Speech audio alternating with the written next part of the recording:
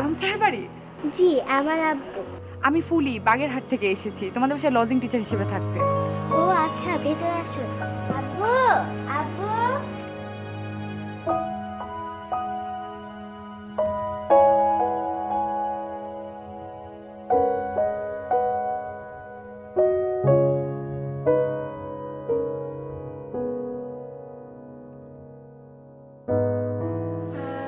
আচ্ছা ম্যাডাম, আপনি কোনটা বেশি ভালো পারেন, ইংরেজি নাকি অঙ্ক?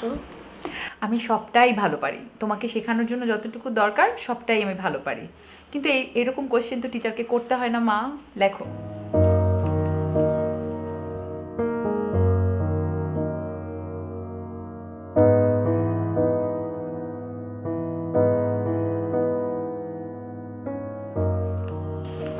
আচ্ছা ম্যাডাম, আপনি কি ম্যাডাম ফুলির সিনেমা দেখেছেন?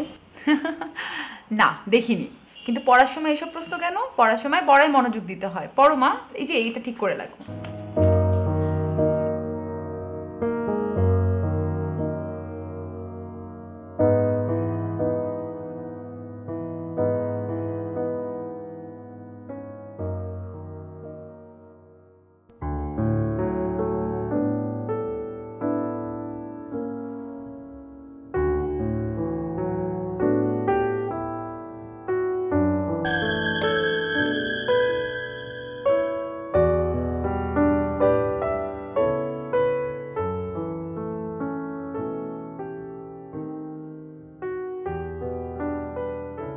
ফুলি, আমাকে এক গ্লাস পানি দাও তো।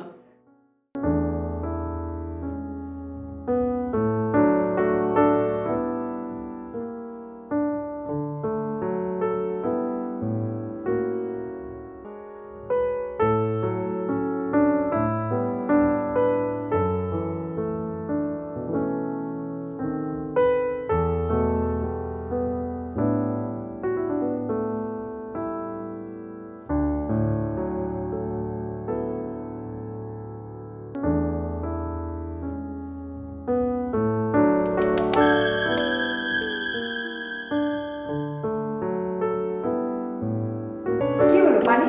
ও পানি, হ্যাঁ হ্যাঁ দাও দাও।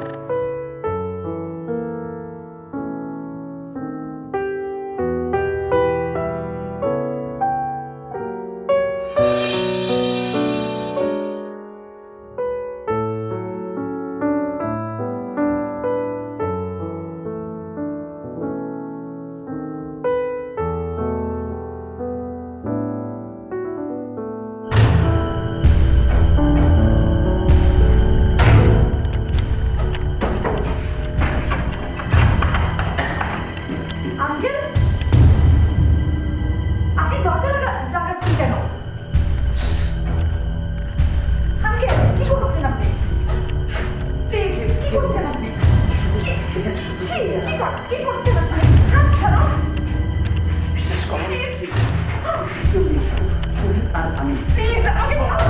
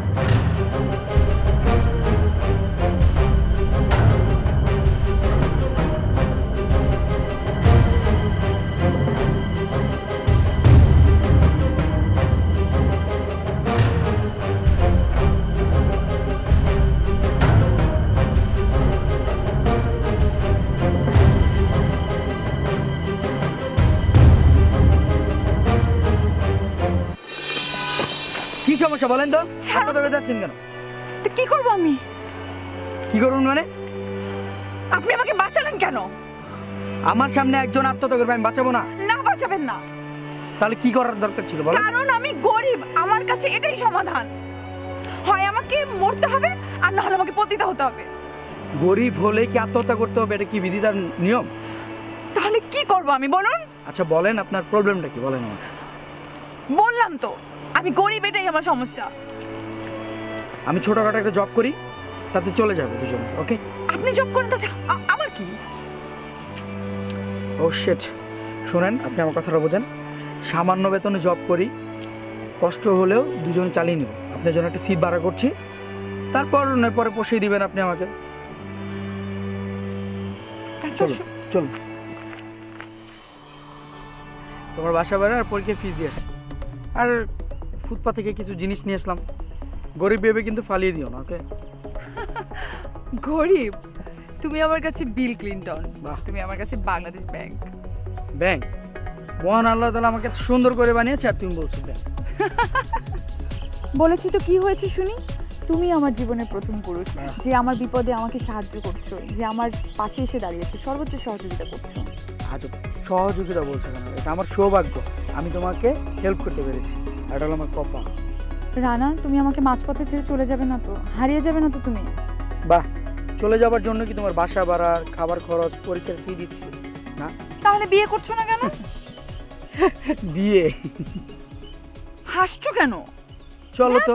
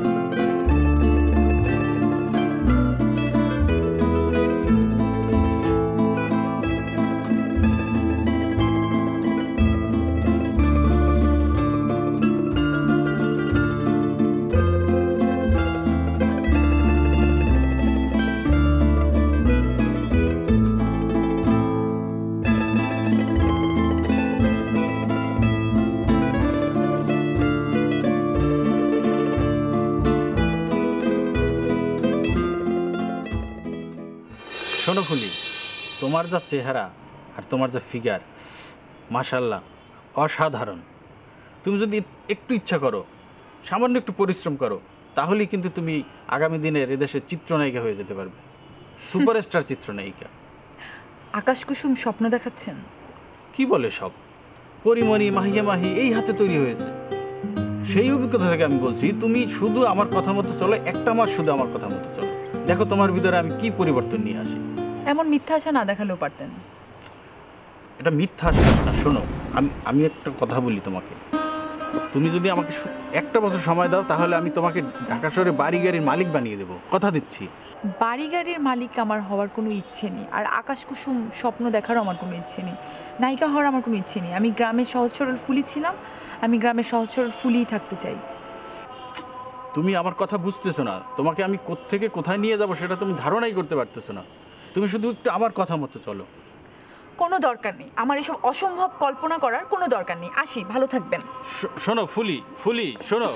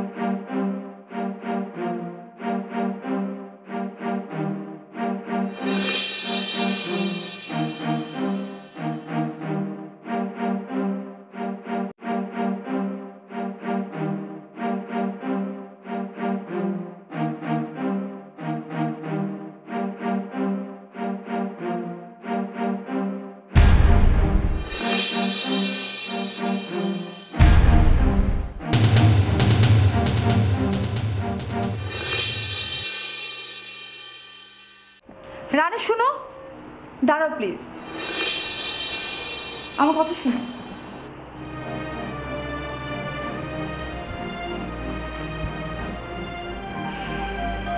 তুমি দেখতে অনেক সুন্দর, অনেক স্মার্ট, কিন্তু বেঁচে থাকার জন্য যা দরকার তা তোমার নেই রানা। বেঁচে থাকার জন্য টাকা দরকার, প্রতিপত্তি দরকার, সমাজে অনেক অনেক সম্মান দরকার, সেটা তোমার নেই রানা। আর জেনে শুনে আর যাই করা যাক, এমন কারোর সাথে তো সংসার করা যায় না, যার কিছুই নেই। আমাকে ভুলে যেও, ভালো থেকো, আর অকারণে আমার জন্য চোখের পানি ফেলো না।